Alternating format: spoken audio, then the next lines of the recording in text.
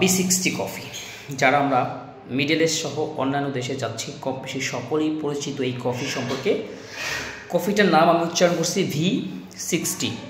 নামের একটা কাহিনী আছে, তবে অত বেশি না জানলেও হবে।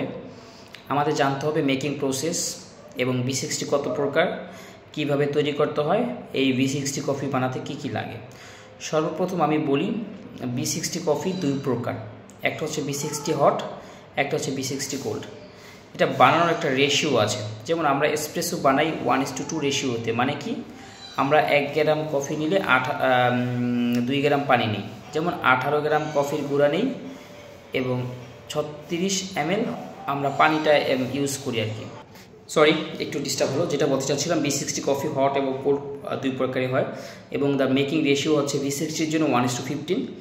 এই জিনিসটা অনেক সময় অনেকে ভুলে যায়, মানে 1:15 মানেটা কি।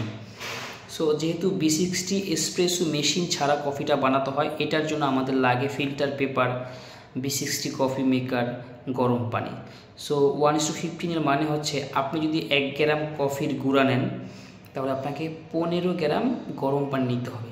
এবং অনেক দেশে, মানে কিছু কিছু জায়গায় আবার এটাকে 1:16 রেশিওতে বানায়। তার মানে কি, আপনি 1 গ্রাম কফি ব্যবহার করলে 16 গ্রাম পানি ব্যবহার করবেন।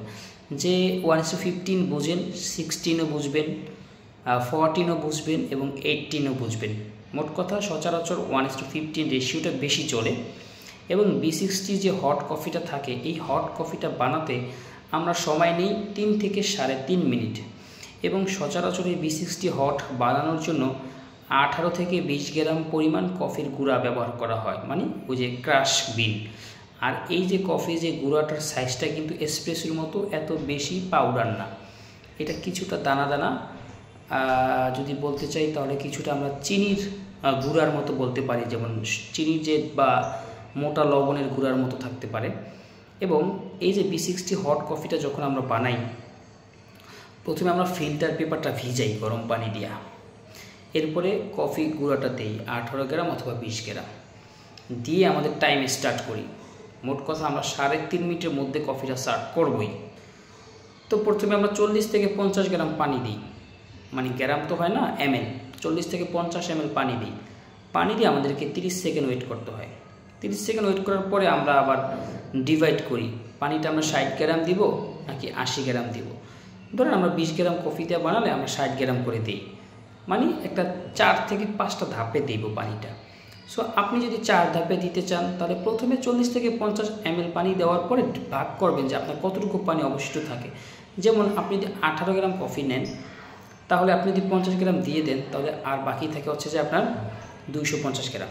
সো আপনি এই 250 গ্রামকে আপনি 3টা ভাগ করতে পারেন বা 4টা ভাগ করতে পারেন। যেমন 250 যদি 3 ভাগ করেন, তাহলে 3 আর 24, 80 মতো বা 82 মতো। সো আপনি এইভাবে দিতে পারেন, 3 বারে পানি দিতে পারেন। এবং প্রত্যেকবার পানি দেওয়ার মাঝখানে আপনাকে একটা গ্যাপ দিতে হবে, যেটা 25 থেকে 30 সেকেন্ড। কেন? সেটা হচ্ছে ওই যে কফির যে ব্লমটা, কফির যে আপনার গরম পানি দেওয়ার পর যে একটা ব্লব ছোটে, এটাকে আপনাকে ফিনিশ করে আবার পানিটা দিতে হয়, মানে একটা ফ্লেভার টেস্ট সুইট করার জন্য। এবং এই V60 কফি বানানোর জন্য আপনার পারফেক্ট একটা রোস্টিং হচ্ছে যে আপনার লাইট রোস্ট কিংবা মিডিয়াম। এবং এটার জন্য অনেকে ইথিওপিয়ান কফি বিন ব্যবহার করে এবং কেউ কেউ অন্য দেশের বিনও ইউজ করতে পারে। সো B60টা কিছুটা আমেরিকানোর থেকে সুইট প্রকৃতির হয় এবং হচ্ছে যে আপনার টেস্টের দিক থেকে একটা ফ্রুটি ফিল পাবেন B60-তে। আর B60 আইসটা কেমন, গরম যেমন আইসটা তেমনই, শুধু পার্থক্য হচ্ছে আপনি যদি B60 আইস বানাতে 20 গ্রাম পরিমাণ কফির গুঁড়া ব্যবহার করেন, তাহলে 300 গ্রাম পানি হওয়ার কথা না। কিন্তু আইসের জন্য আপনি 150 গ্রাম আইস দিয়ে নেবেন ওই যে পাত্রটাতে, যে পাত্রটায় আমরা কফিটা জমা হয়, সেই পাত্রে আগে থেকে আমরা আইস দিয়ে নিব। তাহলে কি হবে, বাকি থাকবে 150 গ্রাম।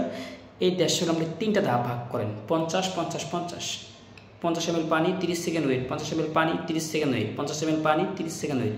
অথবা আপনি 2 বারে 50 ml পানি 30 সেকেন্ড ওয়েট, 100 গ্রাম পানি 30 সেকেন্ড ওয়েট। আর B60 কোল্ড যেটা আইস কফি, সেটা আবার একটু দ্রুত করতে হয়, যেটা আপনার 2 মিনিট থেকে 2.5 মিনিট বা ম্যাক্সিমাম 2.5 মিনিটের মধ্যে আপনি B60 কোল্ড বানাবেন। এই হচ্ছে মোটামুটি B60 নিয়ে আলোচনা। 1:15 রেশিও তো মনে রাখবেন।